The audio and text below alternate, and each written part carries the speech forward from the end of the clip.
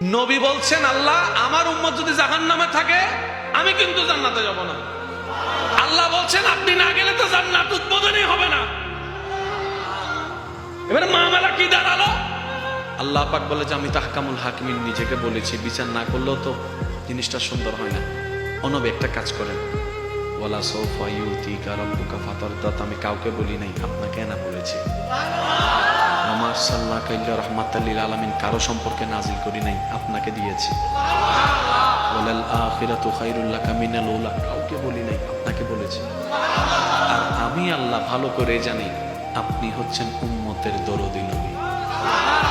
আপনি নিজের জন্য কাঁদেন নাই, সন্তানের জন্য কাঁদেন নাই, পরিবারের জন্য কাঁদেন নাই, নাতির জন্য কাঁদেন নাই, যত কেঁদেছেন জীবনে সবকিছু এমনকি হাসরের ময়দানে যখন সর্বপ্রথম আমাদের নবীকে আল্লাহর হুকুমে তোলা হবে, আমাদের নবী উঠেই জিব্রাইল আলাইহিস সালামকে প্রথম প্রশ্ন করবে, ও আমার ভাই জিব্রাইল, আমার উম্মতগুলো কোথায়?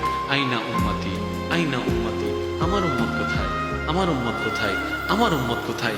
আমি উঠার আগেই নাকি আমার উম্মতকে জাহান্নামে দিয়ে দিয়েছো নাকি? আমার উম্মত কোনো জাহান্নামে চলে গেছে নাকি?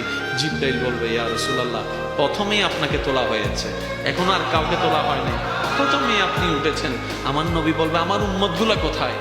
জিব্রাইল বলবে, ইয়া রাসূলুল্লাহ, এখনো তারা উঠে নাই, উঠবে একটু পরে। নবী দৌড়ায় চলে যাবে আল্লাহর রহমতের দরবারের দিকে।